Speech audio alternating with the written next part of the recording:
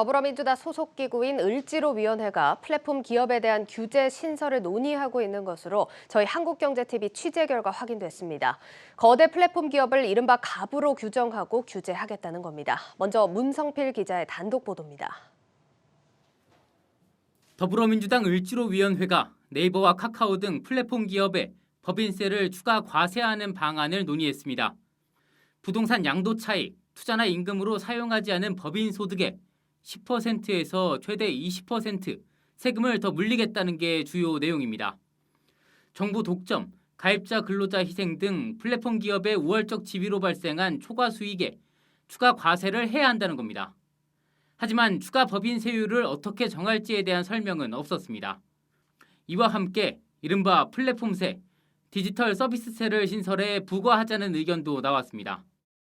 영국을 비롯해 일부 유럽 국가들이 도입을 추진하는 디지털 서비스세를 참고했습니다. 유럽과 상황이 다른 한국에 디지털 서비스세를 도입하는 것은 논란이 될 수 있습니다. 유럽 국가들은 구글이나 페이스북 등 미국계 IT 기업들의 시장 독점을 견제하기 위해 이를 추진하고 있기 때문입니다. 실제 미국은 보복관세 부과 카드까지 꺼내며 디지털 서비스세에 강하게 반발하고 있습니다. 지금도 한국의 법인 세율이 다른 국가와 비교해 높은 수준인 점을 감안하면 플랫폼 기업들에게 추가 부담으로 작용할 수 있습니다.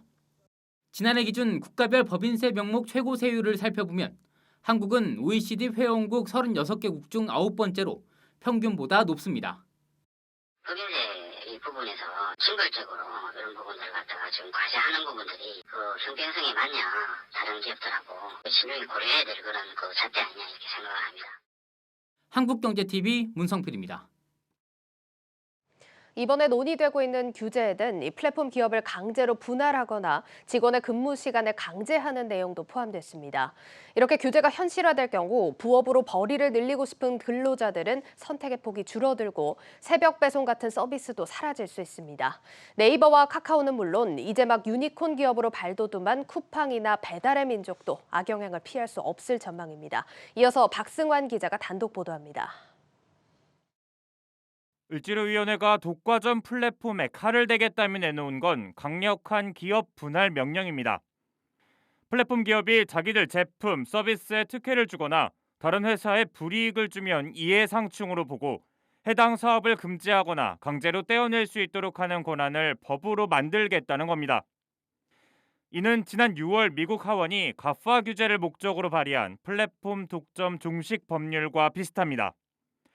하지만 한국개발연구원이 보고서에서 사업 효율성 저하와 소비자 피해가 우려된다고 분석할 정도로 장점보다는 단점이 많다는 평가가 지배적입니다. 여기에 산업 간 경계가 흐려진 현 시점에 맞지 않고 규제를 위한 막대한 비용이 발생할 것이란 지적도 나옵니다. 플랫폼을 통해서 이제 소매, 유통, 물류, 택배까지 다 이제 일괄 서비스가 되는 거잖아요. 그런 기능 하나를 이제 뭐 강제로 떼어내서 자회사로 만든다? 그러니까 또 시대착오적인 그런 것도 있고 아마 플랫폼 기업을 규제하려고 그러면은 굉장히 그 여러 가지 그 규제에 대한 비용도 많이 들 것 같은데. 야간과 주말 근무 시간을 제한하겠다는 규제도 논란이 될 것으로 보입니다. 물류센터에 근무하는 근로자의 인권을 지키고 골목 상권을 보호하겠다는 건데 코로나19로 비대면 쇼핑이 일상화된 상황에서 물류시설 운영 시간 제한으로 발생하는 배송 지연 등의 불편은 고스란히 소비자에게 돌아갑니다.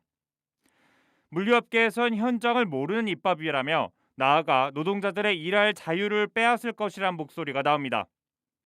그런 것들을 이제 이미 안내를 하고 그거를 선택을 하게끔 하는 건데 그걸 제한을 해버리면 일하시는 분들 입장에서도 나는 내가 원해서 일을 하는데 이런 생각이 들 수도 있겠죠 당연히.